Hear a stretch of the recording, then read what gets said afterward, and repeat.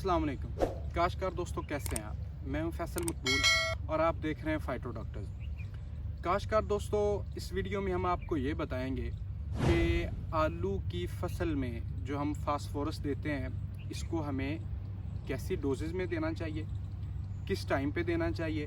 क्योंकि हमारे पास जो एक रिवायती प्रैक्टिस है वो ये है कि ज़्यादातर फार्मर 3 बैग का प्लान करते हैं, 3 बैग फास्फोरस का प्लान करते हैं और एक ही टाइम पे बेड डोज के अंदर फास्फोरस को अप्लाई कर देते हैं। और अगर हम इसके इफ़ेक्ट्स को देखें तो द मेन यूनिवर्सिटी का जो आर्टिकल है, जिसमें हमें ये पता चलता है कि जैसी हमारे पास ज़मीनें हैं अल्कलाइन, जो हमारे पास ज़मीनें जिनकी pH 7.5 से 8.5 होती है, इन ज़मीनों के अंदर जो हम फास्फोरस अप्लाई करते हैं वो फास्फोरस तकरीबन लेस देन 20% अवेलेबल होती है।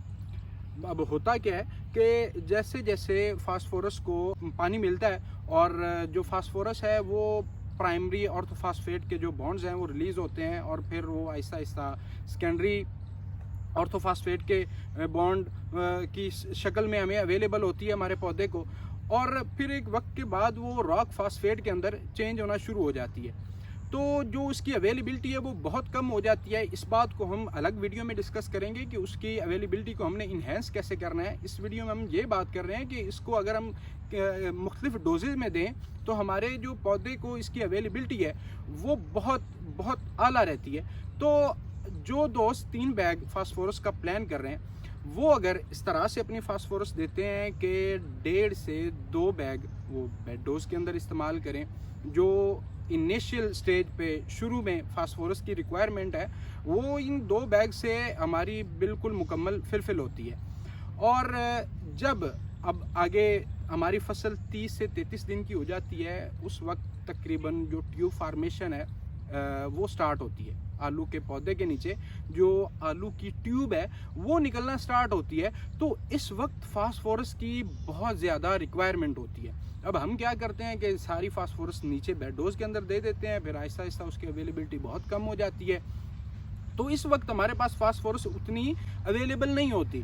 तो आपने जो 3 बैग का प्लान किया था उसमें 2 बैग आपने नीचे अप्लाई कर लिया। अब 1 बैग आपके पास जो बचा हुआ है, इसमें से जो आधा बैग है आपको इस स्टेज पे अप्लाई करना चाहिए जब हमारी पौधे की ट्यूब बन रही है। और इसके बाद जो हमारे पास आधा आखिरी बैग जो हमारे पास बच गया है, इसको आपको चाहिए कि जब हमारी क्रॉप जो है वो 60 दिन की हो चुकी है, जब अब आलू ने तकरीबन साइज गेन करना शुरू करना है, जब पोटैटो की या फ्रूट की राइपनिंग स्टार्ट होगी, आप उस वक्त जो आपका आखिरी बैग बचा हुआ है, आखिरी आधा बैग बचा हुआ है, उसको आप 60वें दिन पे जाके अप्लाई करें।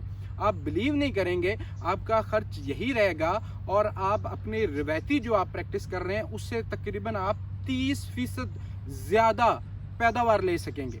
उसकी वजह मैंने आपको पीछे डिस्कस की है कि आहिस्ता आहिस्ता जो इसकी अवेलेबिलिटी है वो बहुत कम हो जाती है। तो जब फ्रूट की राइपनिंग होती है तब हमें फास्फोरस की, जैसे पोटाश की और दूसरी चीज़ों की ज़रूरत होती है, वैसे ही फास्फोरस की भी ज़रूरत होती है। तो आपके पास जो आधा बैग बचा हुआ है वो आप स्टेज पे अप्लाई करें और इससे जो हमारे पोटैटो की या फ्रूट की राइपनिंग है वो बहुत बेहतर होगी। फ्रूट का साइज़, फ्रूट की शेल्फ लाइफ बहुत बहुत शानदार होंगी।